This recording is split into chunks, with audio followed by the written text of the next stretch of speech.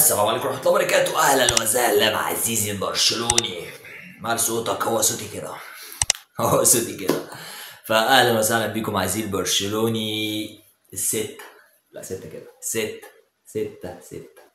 طب نقول خمسة وخميس على برشلونة. ستة دخلوا ليفاندوسكي. طيب ماتش النهارده بسم الله الرحمن الرحيم، عودة برشلونة للدوري. طيب حلو جدا. في حاجة عايز أقولها برضو، حاجة الحق فريق فالنسيا. فريق فالنسيا ما جاش أصلا. برشلونة كانت بتلاعب خيال، أو مش عارف كانت بتلاعب مين والله، يعني أكيد دي مش فرقة فالنسيا، أو ده مش لعيبة بكواليتي تاريخ فالنسيا. مهما كانت فالنسيا حتى مش تخسر بالنظام ده وتبقى تحت وما كسبتش ماتش واحد، 3 ماتشات 4 ماتشات يعني. فالماتش خلص 5-6 قصدي. طيب ما تنساش اللايك والسبسكرايب ويصلي على النبي. 2 فرين لوبيز، 2 رافينيا، و2 ليفاندوسكي. ده في حوار كبير جدا. تعالوا بس كده اخدكم على هادي. عايز اتكلم عن الاسطوره، عمل اسيست النهارده، الاسطوره فيران توريس. حد يقول لي انت مالك وماله؟ اقول لك تعالى طلع ميتيني، تعالى بس اتفرج على اللايف اللي انا كنت فاتح اللايف لحد من بدايه الماتش اخر الماتش. عارف كنت قلت ايه؟ ده في الفاظ يا رب ما كانش حد يعني يشوف. ف فران توريس طلع ميتين، ده جزء بس كده. طلع ميتين في ايه؟ يا جماعه عمل اسيست جامد جدا. اول حاجه اقولها لكم، الاسيست جامد جدا. انت جالك 3 أو 4 فرص جول، يعني في اقول لك على فيهم فرصتين جول اللي انا ركزت معاهم، فرصتين جول. واحده انت والجول الجون واقف هنا وانت والكره معاك، الجون طالع. طب اعملها كده من فوق، لا راح اعملها كده، رفعها رفعه جامده، فالكره راحت جايه فين؟ في العرض، مش شبكه من بعد العرض، في الشبكه من بره. فدي كانت اول فرصه، كانت النتيجه بقى 0-0. فيجي بعد كده فرصه مش فاكر في الدقيقه كام بالظبط، بس كنا مدخلين التاني باين او حاجه زي كده. انت بالجول برضو الجون طلع عليك، طب حطها كده، حطها لفها، اعملها لف، يا اما حطها من هنا، لا في العارضه. شوف العارضه جابها في العارضه. ف نقول حسبي الله ونعم الوكيل. واحد يقول لي هتفرق، اقول لك هتفرق يا ابني، ما هو احنا بنتكلم ان فران توريس ده اللي انا بتعلمه بعد المعلومات اللي طلعت اللي هو اصلا مش هجدده ليفاندوسكي، ده فران توريس هيبقى المهاجم الاساسي بتاع برشلونه الموسم اللي جاي كمان. وطبعا مش هيبقى في سيوله ماليه انه يتعاقدوا مع لاعب او يجيبوا مهاجم كبير، تمام؟ فايه هيعملوا ايه؟ هياخدوا ده. طيب وبعدين لويز لو ما كانش سجل الهدف كنا هنشل يا ابني، والله العظيم بجد. فيرو لويز هو اللي لحق برشلونه، جاب من خط راس، دخل في منطقه مش منطقته، دخل جول. احنا كل لسه ما قلناش، ولا اعمل لايك واشترك في القناه وصلي على النبي، يلا بينا نبدا. فنيجي بقى في حاجه تانية برضه عايز اتكلم عليها، وهي راشفورد النهارده. يعني انا شايف ان هو بدا يعني ايه كويس، انا ما قلتش وحش خالص، بالعكس ده جيد، فوق المقبول بشويه، جيد يا عم اديله جيد. انا شايف ان هو جيد النهارده، ولا جيد، في جيد جدا وفي امتياز برضه، لا بعيد عن لسه جيد جدا، ده لسه شويه، او ممكن بقى مع المستوى واحده يلعب يعني. بس انا شايف انه عمل النهارده كذا كوره، بيلعب بروح، لم ويدخل ويروح ويجيب، بس انا ناقصه حته اخيره كده. تمام.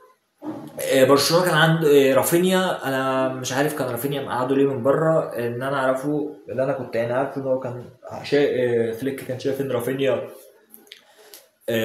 جاله اجهاد او تعب من ماتش البرازيل وكده، بعد طبعا ضرب في منتخب البرازيل وضرب في منتخب اسبانيا عشان لعبته. قال لك انا شايف ان ازاي يعني ده ولعيبه تريح ولعيبه برشلونه تلعب، بس مش عارف ايه.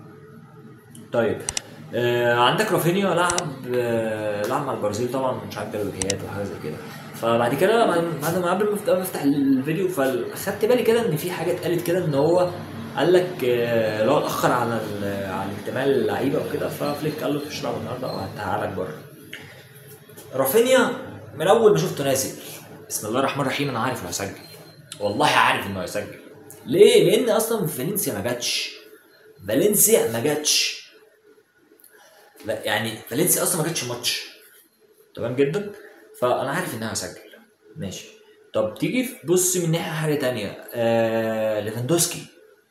انا من الشوط الاول والله في اللايف من الشوط الاول بقول فليك طلع فران توريس، عندك ليفاندوسكي ده لسه جاي متألق مع المنتخب بتاعه. فران توريس مش في ادائه، هو عامل اسيست جامد جدا، انا لو اعرف اعرض لكم، لو لقيت الصوره في الموانا قبل ما انتش هعرضها، هتلاقوا معروضه ما جنبي وانا بتكلم، بس لو لقيتها بقى. فالماتش جامد، بس برشلونه الشوط الاول لا مش هي برشلونه. انا قلت الشوط الاول فالنسيا ممكن تكسب يا اما نطلع بتعادل. لو فالنسيا فرقت الشوط الثاني لا برشلونه هتتغلب عادي بالاداء اللي بتلعب بيه دي. يعني الشوط الاول ما كانتش موجوده، بتضيع كتير، بتحاول بس بتضيع. بس يعني ايه، خرجنا ماشي 1-0. الشوط الثاني بقى ساعتها بقى بدايه كده بسم الله الرحمن الرحيم، نزل رافينيا، يلا رافينيا جون. كنت هموت واستنى حد يجيب الهاتريك. عندك 3 لعيبه، كان عندك لاعبين الاول كانوا هيسجلوا هاتريك، اللي هو رافينيا ولويس كان ممكن يسجلوا هاتريك. لكن لا، ليفاندوسكي نزل قال لهم بس يا بابا اركنوا كده على جنب، انا اللي هسجل، انا هسجل جونين. وبالفعل سجل جونين جمال جدا ليفاندوسكي، وكمان دخل واحد شبيك شويه جدا من حوار واحد زي بتاع فران توريس ضيعه، فده اللي كان بيجنني. ده ما بيقعدش.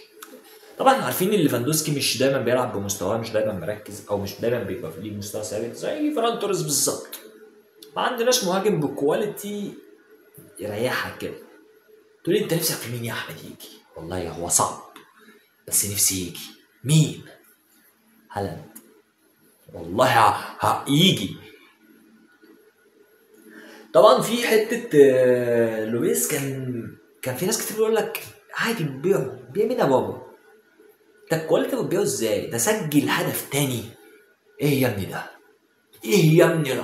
مش عارف كان 27 متر باين او حاجه زي كده، 27 متر الا مش عارف، شفت كده رقم السريع بس ما حدش حفظه.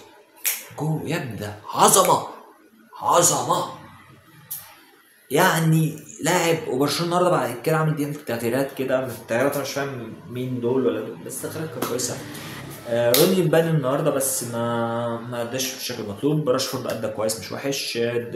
غارسيا ما شفناهوش كتير، حارس مرمى ما شفناهوش بتاع برشلونه، ما شفناهوش كتير، ما شفناش خالص، بس غير بدايه اللعب برشلونه كانت بدأ هاديه 1-2 لحد ما قدرت ان هي تطلع. على فكره في كلام كتير كده عايز اقوله، يا رب ما كنت نسيت حاجه، بس انا مش عايز اطلع الفيديو عن كده عشان الحق ارفعه والحق يكون موجود على القناه من بدري شويه قبل الفجر يعني ولا حاجه، لحد ما انت ما يرفع وكده. فعزيزي المشاهد شكرا لحد هنا، وان شاء الله ويا رب ان شاء الله ما كنتش ناسي حاجه. عايزين مشاهد شكرا جدا لحد هنا، وما تنساش اللايك سبسكرايب وفعل الجرس عشان يوصلك كل جديد، وبنفتح لايفات على طول نتابع الماتشات. وسلام.